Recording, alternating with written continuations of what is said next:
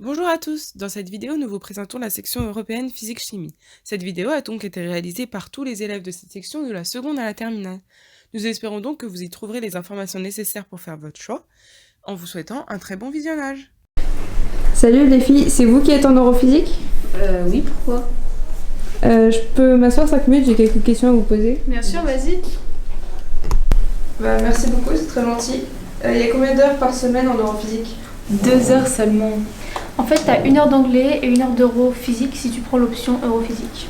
Mais j'ai entendu, c'était dur, neurophysique, est-ce que c'est vrai? Non, c'est simple et les TP sont très faciles. C'est pas du tout comme en cours de physique-chimie. En plus, on fait des débats. Hey, let's talk about the global warming and what we can do against it. I think we all can do something easily, like taking common transports as the bus or the train. True. We can also walk and use bicycles for short distances. Et on fait aussi beaucoup de compréhension écrite et orale. We can get it lots of ways: burning fossil fuels, splitting atoms, or sunlight striking photovoltaics. But there's a downside to everything. Vous faites des activités en groupe quand même de temps en temps? Oui, on fait des exposés. So our project is a green wedding. And here we can see that, for example, the food is bio and from local places. Our green project is vegetable tables, and they are made with living plants. On crée aussi parfois des jeux. Mais en fait, Juliette, tu l'as trouvé où ce jeu? Il est trop bien. C'est le jeu de la classe de la section européenne physique-chimie. Et puis, il faut pas oublier les voyages. Oui, quand il n'y a pas le Covid. Grâce à la section européenne, on a la chance de faire au moins un voyage en 3 ans. À cause du Covid, cette année, on n'a pas pu le faire malheureusement, mais je vais vous expliquer en quoi ça se résume. Avec nos camarades, on part 1 semaine dans une famille écossaise par exemple, et on a l'occasion de découvrir toute une nouvelle culture, découvrir de nouveaux monuments historiques, et surtout améliorer son anglais.